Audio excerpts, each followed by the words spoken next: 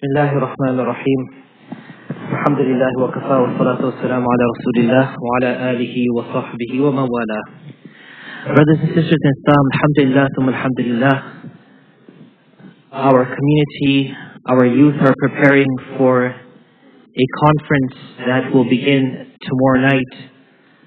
This conference is catered to our teenagers, to our youngsters, and the goal is one and the same for every program that is conducted here in the house of Allah subhanahu wa ta'ala. That is to clear the path between ourselves and our Allah, to bring perspective and understanding of our religion, and to allow us to be better Muslims. Does anyone here have an objection with these three things? That being said, the house of Allah subhanahu wa ta'ala is a sacred space. It is a place where community comes together, not just to hear things that they've heard before, but to also sometimes hear about things that they may have never heard before. When we look in the Holy Quran, Allah subhanahu wa ta'ala states to the Prophet Muhammad sallallahu alayhi wa sallam, لَمَسْجِدٌ أُسِّسَ عَلَى التَّقْوَى مِنْ أَوَّلِ يَوْمٍ أَحَقُّ أَن تَقُومَ فِيهِ. A masjid that is founded on the foundations of piety, the purpose of its structure, the purpose of it being erected and established is for the sole purpose to accomplish the three goals that I stated before. That all of these things fall under the category of piety. Remind yourselves that it was in the masjid of Rasulullah sallallahu alaihi wasallam that prisoners who are non-Muslims were housed. It was in the masjid of the Prophet Muhammad sallallahu alaihi wasallam where sisters and brothers came for Fajr and Isha prayer. It was in the masjid of Rasulullah sallallahu alaihi wasallam that disputes were resolved.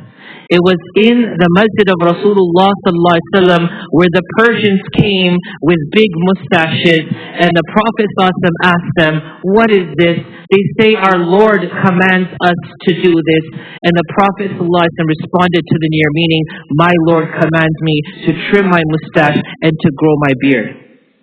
It was in the masjid of Rasulullah sallallahu alaihi wasallam that the people of Najran came, the Christians of Najran came and found hospitality and warmth.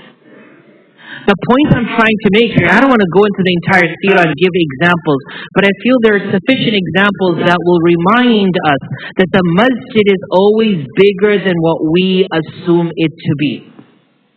And when it comes down to the fact where we draw lines that the masjid should be for this and not for that, and we overwrite the greater wisdom and the greater goals that are being aspired for, we then disrupt and destroy the foundation of its establishment, and that is taqwa. Anyone who walks into this house is a guest of who? Could anyone tell me? I don't hear y'all. Allah. Allah called them the way He called them, in the manner that they came, for a higher purpose than you and I.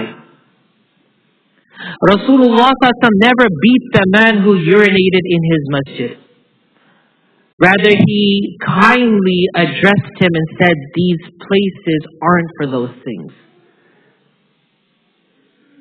The reason I'm saying these things, I think it's essential that we are reminded that we are living in a time not where we compromise faith, but where we reestablish faith. We're living in a time not that we draw new lines and boundaries of our faith, rather we solidify the existing lines of our faith.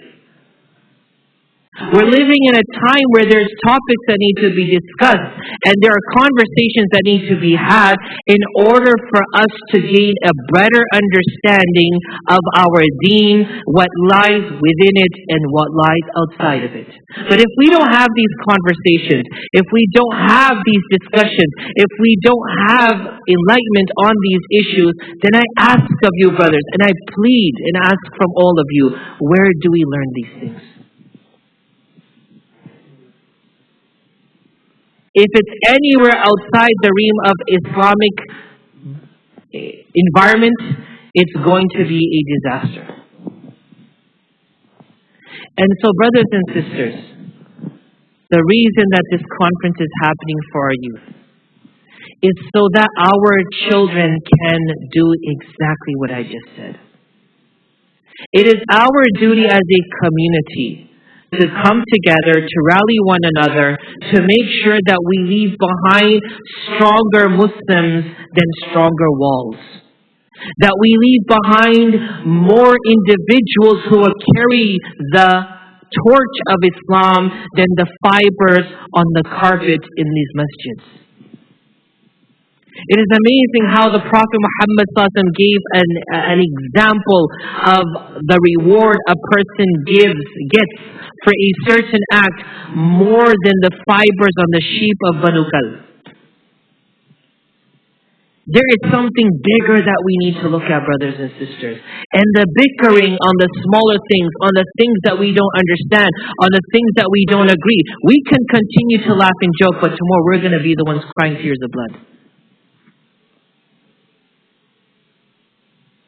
Our ummah needs us to put aside our differences. Our ummah needs us to put aside our opinions. Our ummah needs us to put aside our alliances and our loyalties. And we need to merge back with Allah subhanahu wa ta'ala.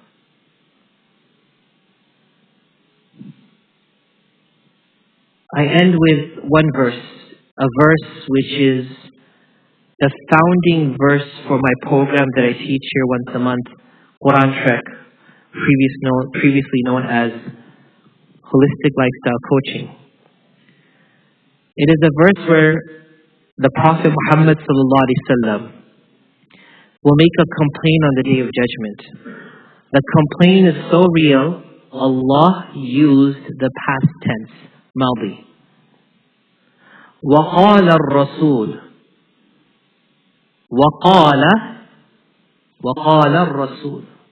The Prophet, i.e. Muhammad sallallahu alaihi wasallam, will say, he said, Ya Rabbi, O my Lord, Inna qawmi, verily my qawm, my people, ittakhadhu hadha al-Qur'ana mahjura, that they've abandoned this Qur'an.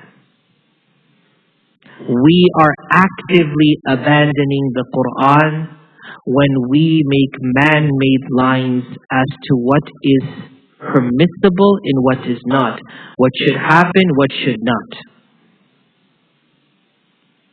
If we do not understand the bigger picture of the Qur'an, we are actively pushing children away from the Qur'an.